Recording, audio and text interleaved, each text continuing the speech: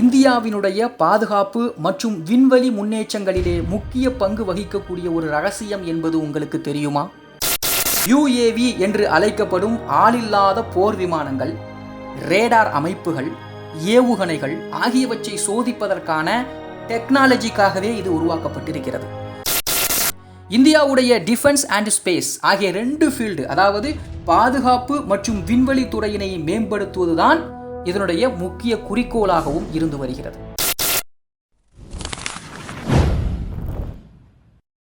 கர்நாடகாவினுடைய மலைப்பகுதியிலே மறைந்திருப்பது இந்தியாவினுடைய பாதுகாப்பு மற்றும் விண்வெளி முன்னேற்றங்களிலே முக்கிய பங்கு வகிக்கக்கூடிய ஒரு ரகசியம் என்பது உங்களுக்கு தெரியுமா? உலகமே இஸ்ரோவை பார்த்து கொண்டிருக்கக்கூடிய வேளையில் இந்தியாவின் பாதுகாப்பின் உண்மையான சோதனைகள் சித்ரதுர்கா மலைகளில் மறைக்கப்பட்டிருக்கிறது.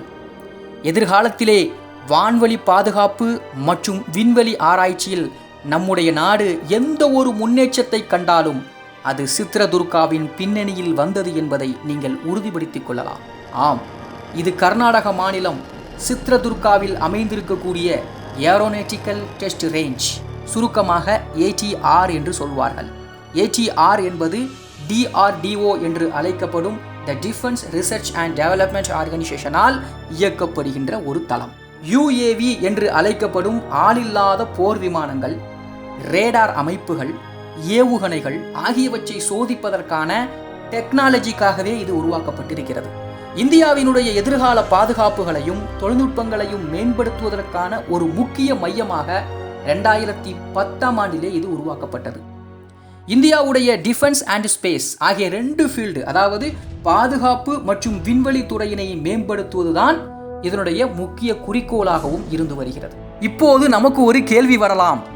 பெங்களூருவை தலைமையகமாக கொண்டு இயங்கக்கூடிய இந்தியன் ஸ்பேஸ் ரிசர்ச் ஆர்கனைசேஷன் என்று அழைக்கப்படும் இஸ்ரோ என்ற நிறுவனம் தானே நமது நாட்டினுடைய விண்வெளி ஆராய்ச்சியை செய்கிறது என்ற கேள்வி நமக்கு இயல்பாகவே வரும்.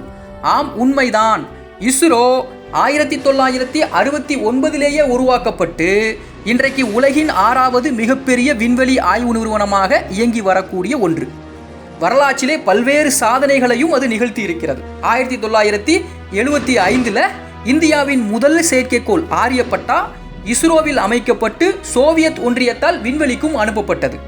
1980 இந்தியாவில் கட்டமைக்கப்பட்ட ஏவுகலமான SLV-3 மூலமாக முதல் செயற்கைக்கோள் ரோஹிணியையும் இஸ்ரோ விண்ணேற்றியது. அதைப்போல PSLV மற்றும் GSLV ஆகிய ஏவுகலங்களையும் கட்டமைத்ததும் இஸ்ரோ தான். சந்திராயன் 1, சந்திராயன் 2, சமீபத்திலே சந்திராயன் 3 ஆகியவையும் கூட இஸ்ரோவினுடைய முக்கிய கண்டுபிடிப்புகள். சரி, அப்படி என்றால் எந்த வகையில் இஸ்ரோவுடன் இந்த DRDO ATR வேறுபடுகிறது என்றால், இஸ்ரோ ராக்கெட் ஏவுதல்களை கையாளும் அதே சமயத்தில் விண்வெளி மற்றும் இராணுவ பயன்பாடுகளில் பயன்படுத்தப்படும் தொழில்நுட்பங்களை சோதிப்பதில் முக்கிய பங்கு வகிக்கிறது DRDO. உதாரணமாக, ருஸ்டம் என்ற மேம்படுத்தப்பட்ட ட்ரோன்களை கண்டுபிடித்ததும் தேஜாஸ் என்று அழைக்கப்பட்ட உள்நாட்டு போர் விமானம் சோதிக்கப்பட்டதும் இந்த DRDOவினுடைய ATRஇல் வைத்துதான். ருஸ்டம் என்பது DRDOவால் உருவாக்கப்பட்ட UAV எனும் அன்மேன்டு ஏரியல் வெஹிக்கிள், அதாவது ஆளில்லாத ஒரு வான்வெளி வாகனம். இது 28,000 அடி வரைக்கும் பறக்கக்கூடியதாகவும் 350 கிலோ வரைக்கும் சுமந்து செல்லக்கூடியதாகவும் இருக்கிறது. அதே போல ருஸ்டம் 2 என்பதும் இவர்களுடைய கண்டுபிடிப்பு தான். டாப்பஸ் BH-202 என்று அழைக்கப்படுகின்ற இந்த ருஸ்டம் 2 ஆயுதங்களை எடுத்துச் செல்லக்கூடியதாகவும் பிற ஆயுதங்களை கண்காணிக்கக்கூடியதாகவும் இருக்கிறது. அதை போல ஹிந்துஸ்தான் ஏரோநாட்டிக்ஸ் லிமிடெடால் உருவாக்கப்பட்ட தேஜாஸ் என்று அழைக்கப்படுகின்ற உள்நாட்டு போர் விமானமுமே கூட இங்கு வைத்துதான் சோதனை செய்யப்பட்டது என்பதும் குறிப்பிடத்தக்கது. அது மட்டுமல்ல, எதிர்கால போர் தொழில்நுட்பமாக கருதப்படுகிற AI டெக்னாலஜியும் போர்த்தளவாட உற்பத்தியிலே பயன்படுத்துகிறது DRDO.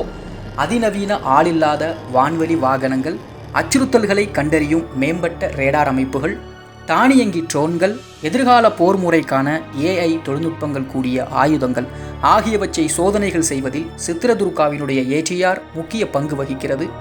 இந்த கண்காணிப்பு தொழில்நுட்பம் இந்தியாவினுடைய உளவுத்துறை மற்றும் பாதுகாப்பு ஆகியவற்றிற்கு தேவையானதாகவும், அதே சமயம் போட்டிகள் நிறைந்த உலகளாவிய நிலப்பரப்பில் இந்தியாவை பாதுகாப்பாக வைத்திருக்கவும் உதவுகிறது என்பது குறிப்பிடத்தக்க ஒன்று. ஏடிஆருடைய ஒவ்வொரு கண்டுபிடிப்புகளும் அது வெளியிடப்படும் சமயத்தில் மட்டுமே நம்மால் அறிந்து கொள்ள முடியுமே தவிர தற்பொழுது அங்கே எந்த மாதிரியான நடவடிக்கைகள் நடக்கிறது, என்னென்ன கண்டுபிடிப்புகள் சென்று கொண்டிருக்கிறது, எந்த அளவுக்கு நம்முடைய தொழில்நுட்பம் உயர்ந்திருக்கிறது என்பதை அறிய முடியாது. காரணம், ஏடிஆர் ஒரு இரகசியத்தன்மையோடு இயங்கக்கூடிய ஒரு இடமாக இருக்கிறது. ஏனென்றால் இங்கு சோதிக்கப்படும் தொழில்நுட்பங்கள் அனைத்துமே நம்முடைய பாதுகாப்பு சம்பந்தப்பட்டதாக இருப்பதால் இங்கிருந்து வெளியிடப்படும் எந்த ஒரு தகவலும் அதை பலகீனப்படுத்தலாம் என்பதால். சுருக்கமாக சொல்வதென்றால், சித்ரதுர்காவில் அமைந்துள்ள DRDO ஏரோநாட்டிக்கல் டெஸ்ட் ரேஞ்ச் வெகுஜன மக்களால் அறியப்படாத ஒன்றாக இருக்கலாம். ஆனால் இந்தியாவின் பாதுகாப்பு மற்றும் விண்வெளி திறன்களில் எதிர்காலத்தை கட்டமைக்கும் ஒரு களம் என்பதே உண்மை. அதன் ரகசியங்களுக்கு பின்னால் இந்தியாவினுடைய இராணுவ கண்டுபிடிப்புகளுக்கான திறவுகோலும் அமைந்திருக்கிறது. உலகமே இஸ்ரோவை பார்த்து கொண்டிருக்கும் வேளையில் இந்தியாவின் உண்மையான சோதனைகள் சித்ரதுர்கா மலைகளில் மறைக்கப்படலாம். எதிர்காலத்தில் வான்வெளி மற்றும் விண்வெளி ஆராய்ச்சியில் எந்த ஒரு முன்னேற்றத்தை நம்முடைய நாடு கண்டாலும் அது சித்ரதுர்காவின் பின்னணியில் வந்தது என்பதை நீங்கள் உறுதிப்படுத்திக் கொள்ளலாம். ஹிடன் டாக்ஸ் வீடியோவில் வேறொரு சீக்ரெட்டிவ் இன்ஃபர்மேஷனோடு உங்களை சந்திக்கிறேன். நன்றி.